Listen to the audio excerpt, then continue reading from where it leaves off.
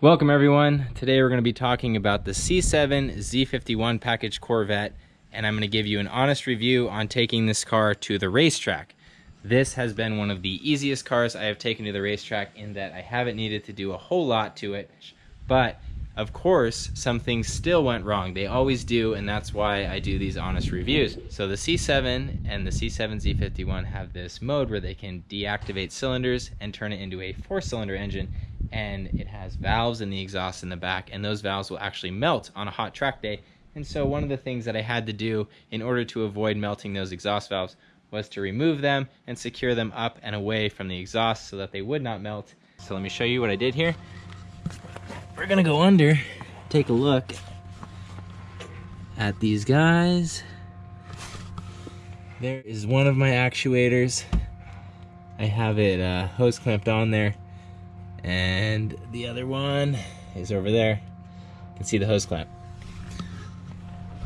All right, so that is the main issue. The second issue, which I talked about on this car when I first took it out, was the brakes. The brakes were not really up to the task, and they had a service bulletin on these brakes for brake shuttering, and they updated the rotors. I tried the updated rotors and still had the brake shuttering issue, and so my opinion of this is that it's a quality control issue with their brake rotor manufacturer, and so I went with a different brake rotor manufacturer. It's the same size rotor, and it avoided the problems for me. This is DBA, this rotor, and I went with Raybestos ST47 racing pads in the front and the rear. With those rotors and those brake pads, I had no issues anymore. Now for tires, I went to an 18-inch wheel set. The factory Z51 package has a 19-inch front wheel and a 20-inch rear, and they're a little bit narrow, and so I wanted to put wider tires on it. With an aftermarket 18-inch wheel set, you can put tires just as wide as the Grand Sport on this car, and so I went with a wheel set from BC Forged. The other popular manufacturer is Signature Wheels, and the wheel set costs $3,500, and the tires cost about $1,000 a set. And so it's pretty reasonable in the world of track days. It sounds expensive, but you do not want to go with a cast wheel set when you're driving such a fast car. If you have a wheel failure on the track at 150 miles an hour when you're turning into the oval, you could die. And so saving a couple $1,000s on your wheels is not very smart. So that is what I did. I got those guys. I'll end up putting those up for sale when I trade this car in. As far as track damage, here's the normal stuff that you can expect.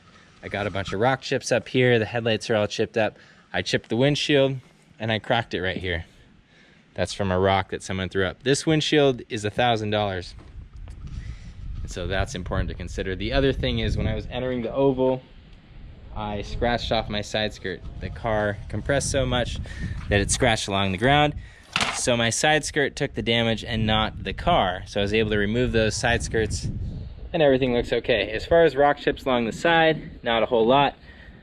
A few right here, but yeah, not bad overall. Now I have magnetic ride on this car, and I bought this aftermarket suspension controller, the DSC Sport. This actually made no difference in my lap times on the track. Same with other Corvette owners I met. The difference with that was the comfort on the street. It really softened up the suspension on the street, and I actually really enjoyed it. That is all I have on the exterior of the car. Let's go for a test drive and talk about the dynamics of the C7.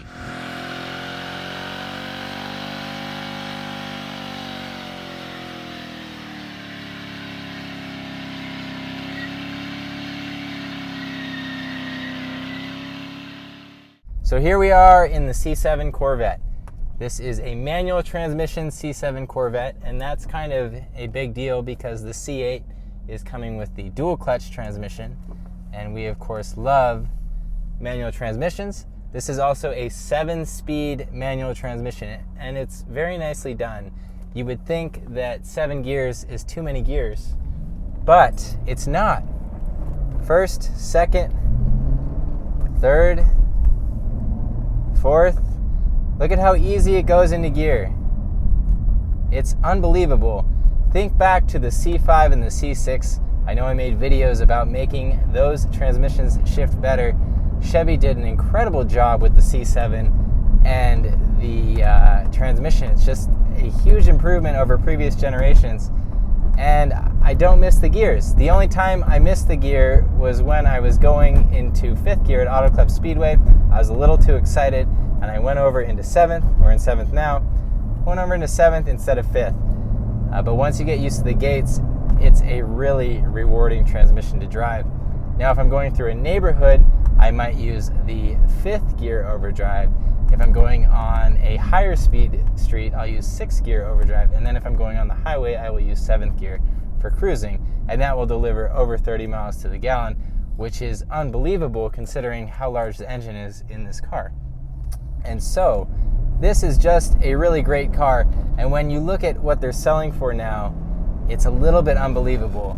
There's a lot of hype around the C5 Z06 and the C6 Z06, and the values of those are, pretty high when you can get a C7 in the low 30s and extend the warranty, which is what I did. I got this car for $34,000, and I beat the heck out of this car over the past year. I drove it for 10,000 miles and just beat on it relentlessly. I did burnouts, and I did track days. I gotta make it through here. All sorts of fun stuff. Oh my goodness, it just sounds so good. Now, that exhaust is modified a little bit. I have an aftermarket X-pipe on it, but I do have the factory performance exhaust, and that performance exhaust has some valves in it. Those valves will open up and give it a little bit more of a rumble, and the aftermarket X-pipe really makes that sound a lot better, and I highly recommend putting an aftermarket X-pipe on your C7 if you have one. Now, this C7 is also equipped with magnetic ride, so when I go here and I change the driving modes, right now I'm in Tour, I'll go to Sport, I'll go to Track, the exhaust valve opens up and the suspension stiffens up, so it's really stiff right now, but listen to the exhaust. Nice deep sound all the way through. It's a very nice deep sound. Now, I bought this guy, this DSC Sport controller, because it had lots of positive reviews. And the thing about it is, it didn't make a difference on the racetrack, and that's where everyone was talking about how great it was. I didn't notice anything on the racetrack. What I did notice was how much more comfortable the street driving mode was. What is that person doing? They have a green light. I'm gonna go. It's a lot more comfortable with the street driving mode, and that's where the DSC controller is worth it. When I go forward with the C8 in the future, I'm probably going to skip the magnetic ride and just go to an aftermarket coilover. I have better results with aftermarket coilover suspension. And so another issue I ran into when I took this to the track, when I put wider tires on the front and back, is that I messed up the handling balance a bit.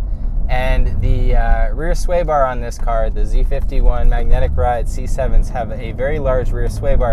And so to get faster lap times, I ended up disconnecting the rear sway bar, and that made a big difference. So if you notice, I got rid of my competition seats, and that's because I'm going to trade the car in tomorrow.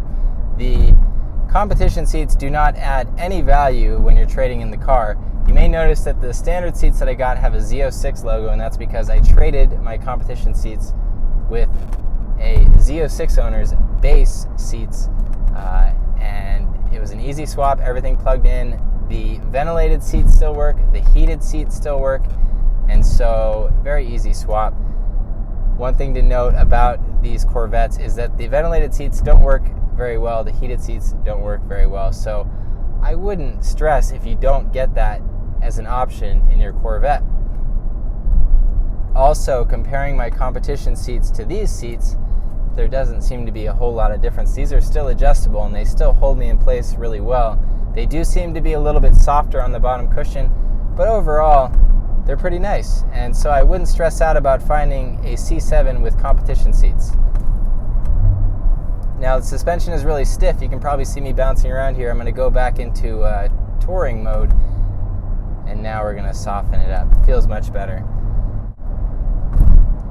Now, this also has an active rev matching feature. So you can hear it rev matching the car when I go down into gears. But notice that it doesn't rev match until I push it through the shift gate. Watch. So the synchronizer is still having to do some work, and it's sort of is silly because when we rev match on the track, we go like this, flip the throttle, and then push it into the gate. And so there's no effort pushing into the gate. And that's the point of rev matching, is to match up the speed of the gears so that it goes right in. This rev matching requires you to pull on the gear selector very hard, and then it blips the throttle. And so I end up not using the rev match feature. I end up rev matching the car the old-fashioned way with heel toe. And so I'm not a huge fan of that feature in this car. Now, if you're thinking about buying one of these used, the prices on them seem to be dropping pretty quickly recently. I'm trading this car in tomorrow for $30,500, and when I purchased it, I paid $34,000 plus tax. And so after I sold my competition seats and with my trade-in, I'm getting about $32,000 out of those $34,000 back. And when you consider that I drove the car for a year and 10,000 miles, I cracked the windshield, I chipped the bumper, I beat the hell out of the car, that's a pretty good deal. The other consideration when comparing this car to other sports cars that people use on the racetrack in that same price range, it kind of makes this car a total bargain, because S2000 prices are getting so high, C5 Z06 prices are getting too high, and this still has a warranty on it. So I can take this to the racetrack, I can run it around, and if I blow up the engine or blow up the transmission or whatever, I can take it into the dealer and they'll replace it. And so there's a really great value proposition there. I think there's a lot of overvalued sports cars on the market because there's too much hype surrounding them. Not only that, this car is significantly faster than the other popular sports cars on the market. There are people that have come from other makes and models that actually like the C7, and that's because the C7 is quite a large departure from the C5 and the C6. The cockpit is more driver focused, it's smaller in here. When you drive it the first time on the racetrack, it actually feels like a nimble sports car, whereas my C5 or my C6 felt more like something you had to muscle around. And that was still fun, I still enjoyed those cars, but this is a big difference in feel while still maintaining the soul of the Corvette. It has that front engine, transmission in the back, this giant hatchback here with all this space, and it's just overall a great car, considering that the only things that I had to worry about were the AFM valves melting and the tires and the brakes. Very small issues, very small things I had to sort out to get this car out to the track. It's track ready right out of the box. It has a differential cooler, a transmission cooler, an engine oil cooler. It's ready to go. And it also has your tire pressures that you can put up right on the screen, so you can watch your tire pressure as it comes up and you go out for a lap on the track. And that is, I just feel so spoiled in this car compared to the other cars that I've taken out to the track. It's got all this useful stuff in it, and it's just not that expensive. So, as far as the price goes on this, I think the prices will probably come down even more. If you're looking to buy one of these, I think that they might dip into the high 20s. From what I've seen in the past, I think these will go down quite a bit more with all the hype around the C8. So that would be my buy point if I was looking at one of these. But even still, considering I bought this last year before the C8 was announced, and I waited a year and I'm selling it back to a dealer and only losing $2,000, it's still a great time to buy one. You're not going to lose a whole lot of money. And it's just awesome. It's been awesome. I beat the heck out of this car. So that is all I have for you. Thank you guys for watching. Make sure that you enjoy your car.